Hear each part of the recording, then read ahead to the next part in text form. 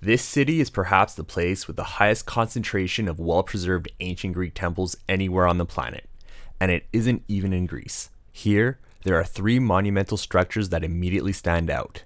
They're all temples of the Doric order dating back from around 550 to 450 BC, making them 2,500 years old, which is slightly older than the Parthenon in Athens. The city walls and amphitheater are also largely intact, as are many smaller structures, such as the Ekklesiasterion or council chamber, and a Hieron or shrine thought to be dedicated to Sybaris, the mythical founder of the city.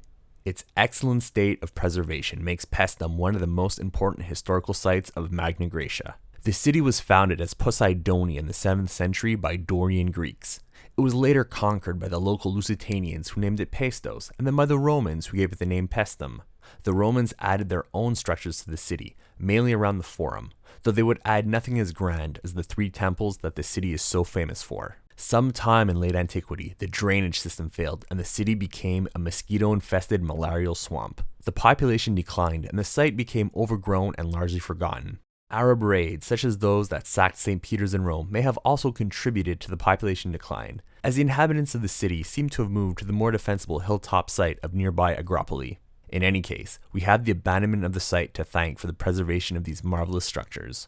The population began to revive by at least the 16th century, and by the 18th century, with the construction of a new road from Naples and the discovery of Pompeii and Herculaneum, interest in the city began to re-emerge. The city has since captured imaginations, and has been either the subject or setting of numerous works of arts, such as painting, books, and films. Those who found inspiration here include Isidoro González Velázquez, in 1837, with his view of the magnificent ruins of the ancient city of Paestum. Piranesi, of course, with this etching from 1778, and Mark Twain with his 1869 travel book, The Innocents Abroad. In September of 1943, the city was the site of a battle, and the U.S. Army used the temples as part of their base.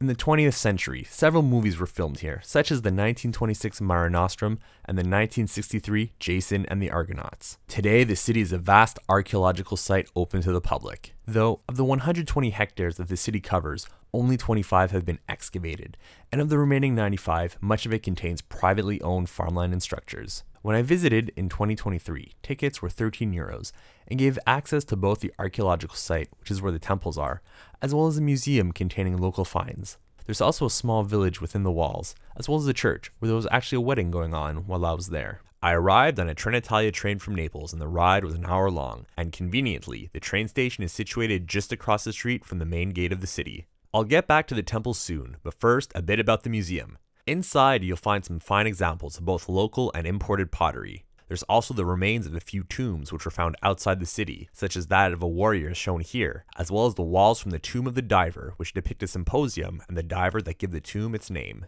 Walking around Paestum, we can see the road layout of the city, as well as the foundations of the houses and other structures. Every now and again, we can find some interesting features, such as the pillars that once stood at the center of a house's atrium, or the remains of a fountain protruding into the street, as well as a stray column here and there. Exploring the site, you might even stumble upon a few olive trees, perhaps the descendants of trees that the Greeks and Romans harvested olives from to make oil. The signs around the site are very informative and typically have information in both Italian and English, though some are only in Italian, and this one even has Braille on it. The amphitheater is of course much smaller than the Colosseum in Rome, but here in Paestum, you're free to walk through the main passageway and onto the arena floor just as a gladiator would have. Now for the three temples. Starting with the oldest and farthest south is a temple that was mistakenly identified as a Roman basilica back in the 18th century, but we now know it as the first temple of Hera.